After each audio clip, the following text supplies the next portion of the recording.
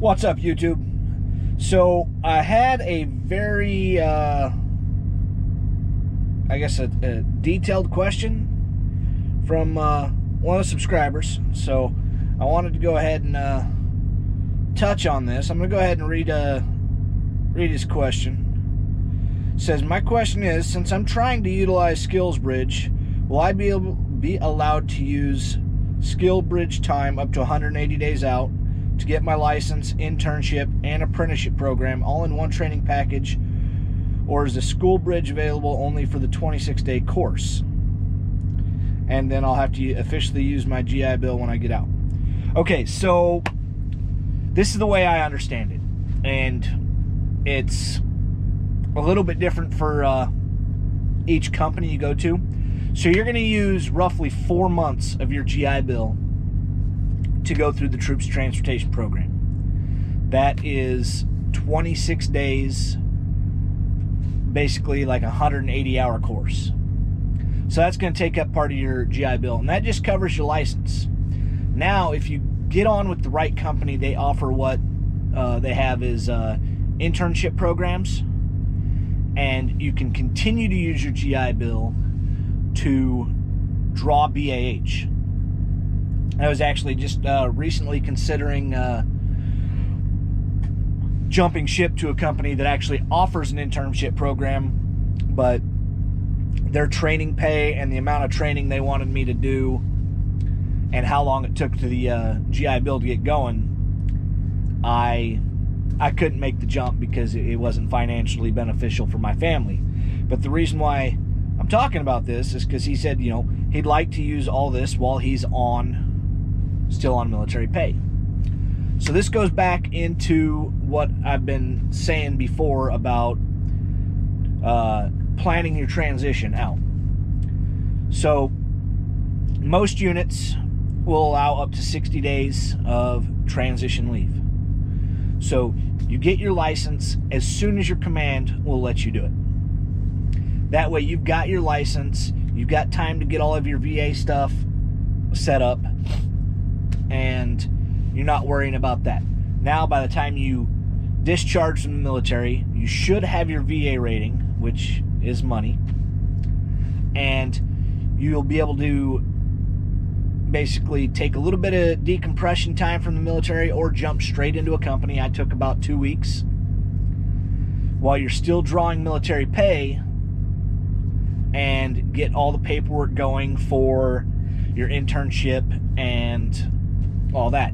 Now, the thing with that is it's going to take you a little bit of time to learn the truck to effectively make money.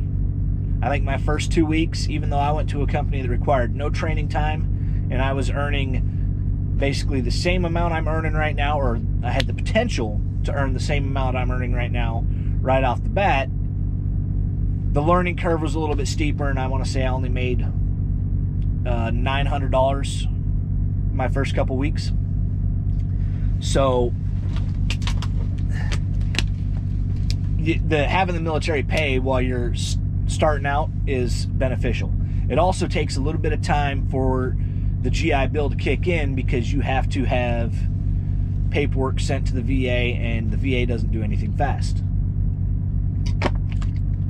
Now, a lot of these companies, they also do tuition reimbursement, and that takes a little bit of time. So using your terminal leave to offset your income while you figure out the industry is it's smart, and I recommend it to anybody. I took 90 days plus 20 days permissive TDY, which is a lot more than a lot of units will take, but somehow I managed to convince my command to let me take all 90 days I had, plus my 20 days permissive TDY while I was retiring. And so I was double dipping for about 3 months while everything got sorted out. Now, legally, you're not allowed to work on your permissive TDY. That's why I took a couple weeks to decompress. Now, the second part of his question is, and I actually wanted to do a video on this, but I'm going to go ahead and touch on it. He says, I think my only setback is how to stay physically fit on the road all the time. It's not that hard. I'm going to show you a couple things. So, the first thing that I have right here, Raycon earbuds. Second thing I have right here, armband for my phone, so I can throw on the Spotify, throw on a running app, and jam out while I'm going for a run. Now, in addition to that, resistance bands. You can get pretty much a full body workout inside the cab with the resistance bands. I also recommend a kettlebell, which I have in the side cargo box, and I've got a dumbbell right next to my seat, so I can get pretty much a full body workout in the truck plus run at all times, no matter where I'm at. Now, the last thing I gotta say is sugar. Pay attention to your calorie intake. I know a lot of us were addicted to energy drinks, addicted to soda, eating fatty cakes all the time. You got to stay away from that shit on the truck, or you'll blow up.